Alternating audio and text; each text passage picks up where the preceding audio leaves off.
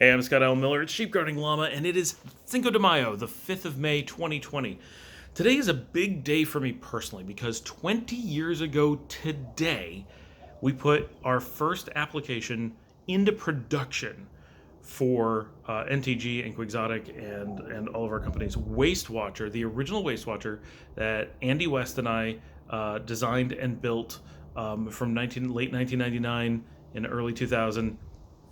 Today, 20 years ago, on the 5th of May, 2000, was deployed for actual production use and started recording data that is still stored in the application today, 20 years later.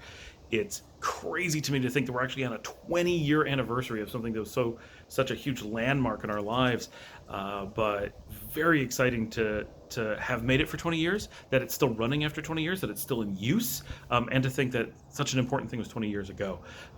So that was just a huge anniversary for me personally, and for the company, right?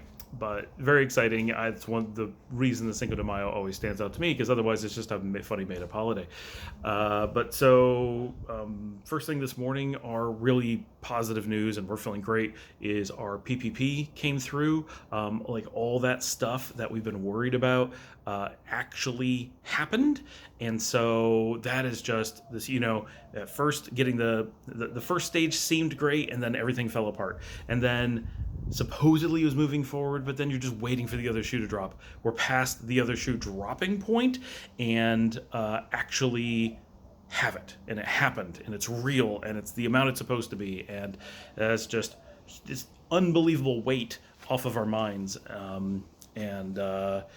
The whole point of it is to just provide security, right? In the big sense, for those who have not paid attention to it, the whole point of the PPP is to make sure that there aren't layoffs coming.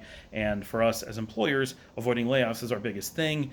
And so this doesn't mean we have extra money. It doesn't mean anything. It just means we can protect against layoffs in a really significant way over the short term. So that's just awesome, and we just feel relieved.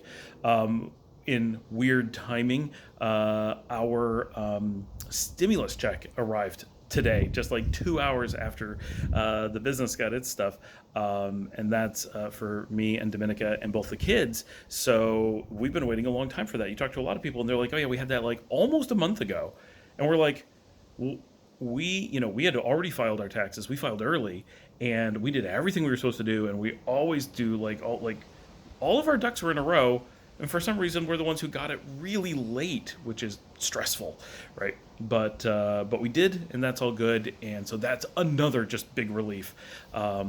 On top of everything else, because it was like, where is it? Is it coming? Is it something we're actually going to get? Is it just for some people? Because obviously they say it's for everybody, but again, you just wait to find out. And when something goes wrong, what do? Oh well, it was a bonus. It wasn't really yours, so you don't get it. Or for you, who knows, right? It's just very stressful until it's in hand, especially when you're getting it almost a month later than some other people, and you just don't know what's going to happen. So it was a really good start to the day. The morning was relatively slow. I got to sit outside for a little bit and enjoy it this morning. And then this afternoon, work got pretty busy, and I worked solidly until just a few minutes ago when I decided to come out and catch up on the vlog. And a wood chip flew into my mouth because there's all this stuff in the atrium, mostly that the dog kicks up because she runs around and chews on it all. So I was hoping to do some video editing today. I've got a lot to do to catch up with where I should have been a year ago. But it's good because now it gives me this chance to work with OpenShot and different software and learn what I'm doing and pay attention to it. And hopefully get a number of things out and get some momentum going and see how we do. I'm really hopeful that I can turn out some quality videos from the material over the summer.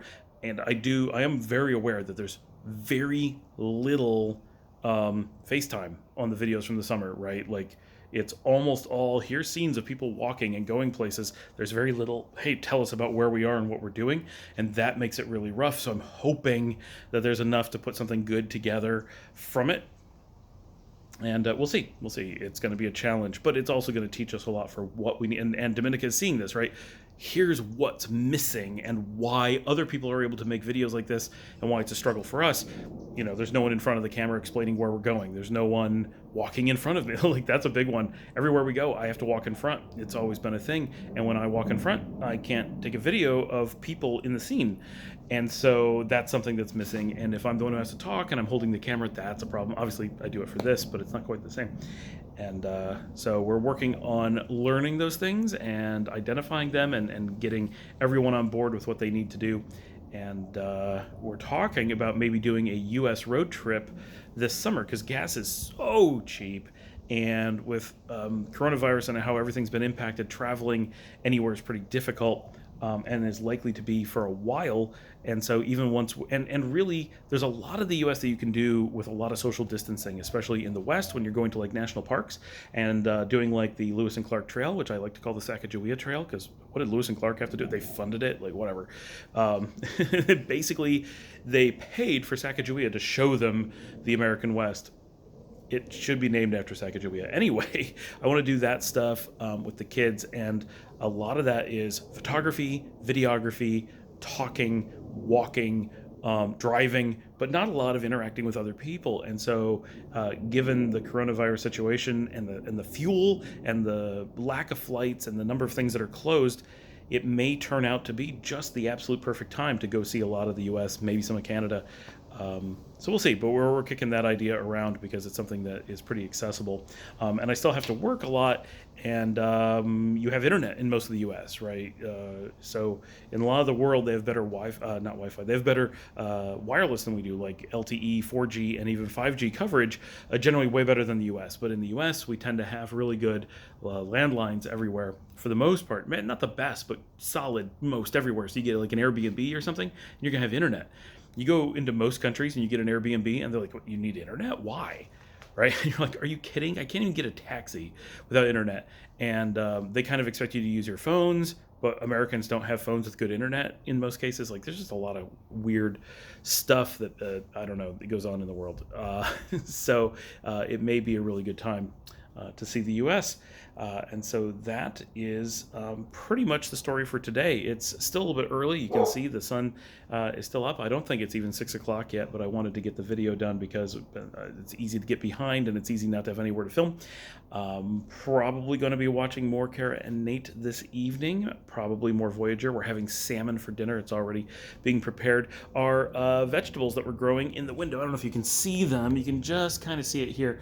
These are all plastic cups full of seeds that we are attempting to grow. Some of them are starting to germinate, some are not.